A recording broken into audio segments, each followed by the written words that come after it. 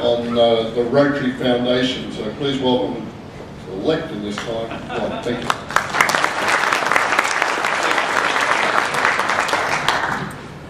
Well, I tell you what, I think I've only got a couple of hours to talk to you about this. But I'm going to get to talk to you about, don't let me walk off of here, okay? I get to talk to you this morning about my very favorite topic in Rotary. I've already told you that I became a Rotarian because I had the opportunity to become the club chair of the Rotary Foundation Committee in Norman, Oklahoma. When I became club president, I noticed that our club had a really stupid tradition. I shouldn't say stupid. I need to be a little bit more respectful of my club. An absolutely ridiculous policy. If the club survived a president at the end of the year, they made that president a Paul Harris Fellow. And I decided early on, you know, I like the foundation, I believe in it, but I don't want my Paul Harris Fellow that way. And probably in those days, my club was giving $1,000 a year, big hitter to the foundation. So I decided that what I would do, and I'd love to say this in the UK, I would just buy my Paul Harris Fellow. Now, it does my heart good because I've heard you guys say that this week since I've been here, and I love it because I'm not buying it for recognition. I'm buying it because I believe in what the Rotary Foundation is and what it does. It's about the money only because what it allows us to do with the money. It's about what we do with the money that's earned. So I had gone to the district conference in May of 1983 as the incoming club president, and they had an outstanding speaker there, a past director of Rotary International from Tulsa, Oklahoma, named Mike Pedrick. Mike Pedrick was an amazing, emotional speaker. And he talked about the Rotary Foundation and what you and I do with the money every day around the world, every minute of the day. And in that speech, you could have heard a pin drop in the room. And there was no carpet on the floor. Everybody was listening intently. And at the end, there was not a dry eye in the room. So the wheels in my head got to turning. And I decided I was going to invite Mike Pedrick to come to my club to present a program. And at the end, have him present the Paul Harris Fellow that I had bought for myself to me to set an example to my club that it's okay to buy your Paul Harris Fellow. Mike comes to Norman in January of '84, gives that same speech which most of them didn't hear because they didn't go to the district conference. Does that sound familiar? Same reaction. You could have heard a pin drop in the room. And when he finished, there wasn't a dry eye left in the room. And he then said, I'd like to ask Ron Burton to come to the podium because I want to present him with his Paul Harris Fellow. And I felt so good. In my mind, I'm going, yes! Oh, this is incredible! Golly, I'm so pleased with myself. 3 people came up to me after that meeting and says, boy, that Mike Pedrick is a great speaker. He was really good. I learned more about the foundation today than I ever knew. You know, and it was sure nice of him to give you a Paul Harris Fellow.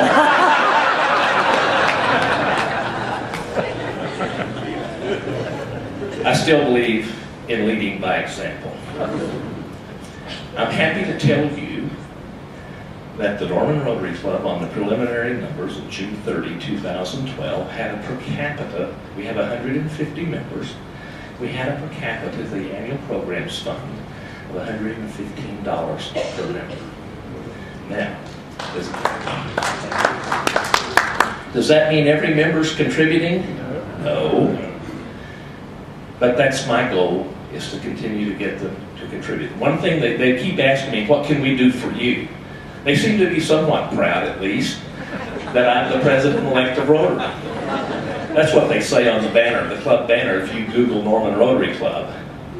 But I've asked them, for me, please have every member make a contribution of some amount to the Rotary Foundation, because it is the charity of choice for me and Joe.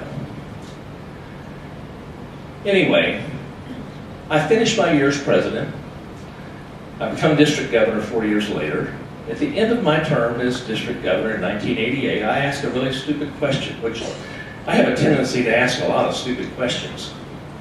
And the question was to the Rotary Foundation, how much money does the Rotary Foundation have in its permanent endowment fund? And the reason I asked that is because I ran the endowment fund for the University of Oklahoma. That was my job, president of the foundation. And we've been in existence since 1944. We don't have nearly as many alums as Rotary had members even then.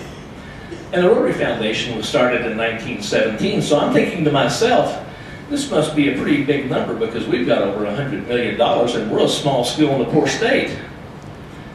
Well, you know what the answer was from the Rotary Foundation? You know how much money we had in the permanent fund of the Rotary Foundation in 1988? $2 million. And initially I'm pretty upset by that. I'm thinking, wait a minute. I became a Paul Harris Fellow in 83, 84. What did they do with my money? Oh yeah, they spent it 3 years later.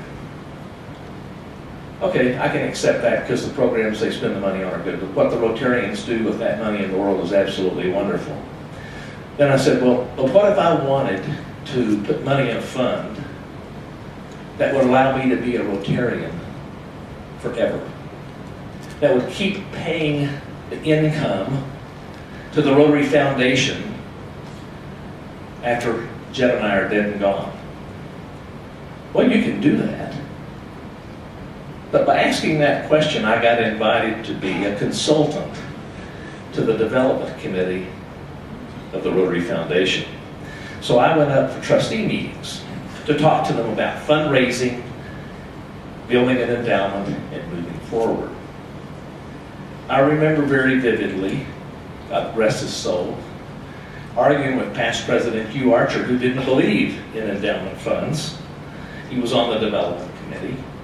And I finally looked at him one day and I said, Hugh, you know, in Rotary we use first names, I like that.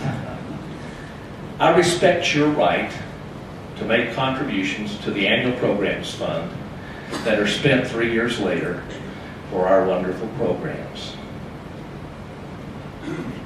I'm not asking you to contribute to the endowment.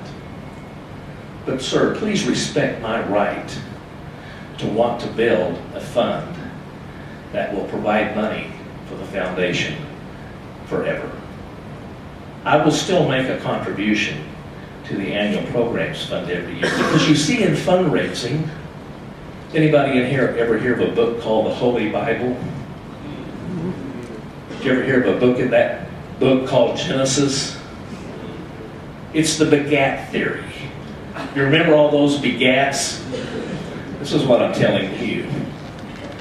Annual funds begat endowment funds begat annual funds. It just goes on and on and on. One feeds the other. He didn't believe me, but I still believe that. In any case, we did put the permanent fund initiative together.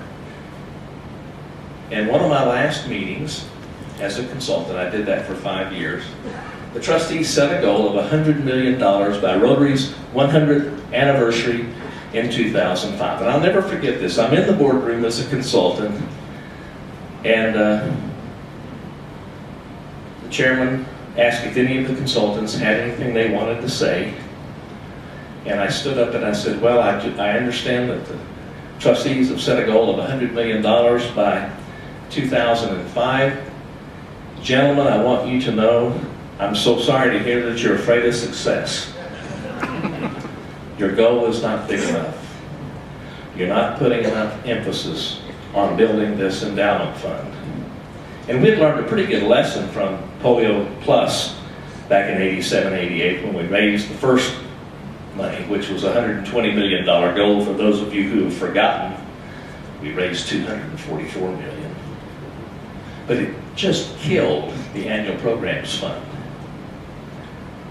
Well, fast forward a few years, we did get the permanent fund initiative in place. And I was on the board. Actually, I was sitting at my last board meeting as a trustee, and the goal came down of $1 billion by 2025. That's where we are, right, Ian? And I looked at the chairman and I said, Mr. Chairman, all due respect to you and my colleagues here in the room, your goal of $1 billion by 2025 just isn't enough. Why are you afraid of success? And I'll tell you why we're afraid of success. It's the same problem we have with membership, ladies and gentlemen. We don't ask. I raised money for the University of Oklahoma for 40 years. That foundation is well over $1 billion now, on much less number of graduates than we had members. But we ask people for the money. Very few people ever walk up to you and say, would you take a check from me? And the last time I checked, most of us were invited into Rotary by somebody. So you do have to ask. Can you imagine how much money we have left on the table for the permanent fund of the Rotary Foundation because we didn't ask people? There are stories that go on and on about Rotarians who have died, who were of means, who left all their money to the Shriners or someone else who asked them. Yet they were a Paul Harris Fellow and they'd been in Rotary 50 years. Here's an opportunity for us. And I think the Rotary Foundation and membership go hand in hand. The more members we have, the more opportunity we have to identify people. And I've got to believe that maybe not every Rotarian believes in the Rotary Foundation, but most of us do. And I'm not asking you to set up a permanent endowment fund. I'm asking you to make a contribution to the foundation for whatever's comfortable for you. And certainly under Future Vision, we have a tremendous opportunity with strategic partners and with groups like Shelterbox, who's a project partner now, with Rotary, to channel that money through the foundation, leverage it, so you can triple and sometimes quadruple the money, and really do something significant, and send a message to the world about what Rotary is. That's sort of a free PR opportunity for us. We all need to put that in the back of our head and remember how important our foundation is. Jed and I have established, and we did this back in 1989, I bought a whole life insurance policy that I paid up and named the Rotary Foundation the owner and the beneficiary. That's how we started. It's $50,000. We have since added to that, and there are provisions in our will that if no one is left around the table, none of our family, the contingent beneficiary of all of our assets is the Rotary Foundation. Now I'll make you this promise, I'll put this in writing. If you will make the Rotary Foundation your contingent beneficiary, take care of your family, take care of things you want to take care of, but if everybody else has fallen by the wayside, don't let your money escheat to the government, for God's sake. Give it to the Rotary Foundation. And if, after you pass, you don't like how we've spent your money, the income from your money, Ian and I will personally promise you that we will give it back. Right, Ian? You know, I've said this many times on many stages, and we've had people actually pass. But so far, no one has come back and told me they didn't like how their money was being spent.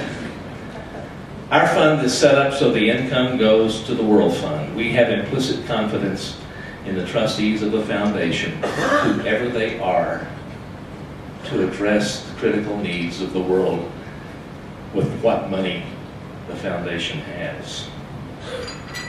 It is a real opportunity for us. It's something that I can really sink my teeth into. I love the foundation.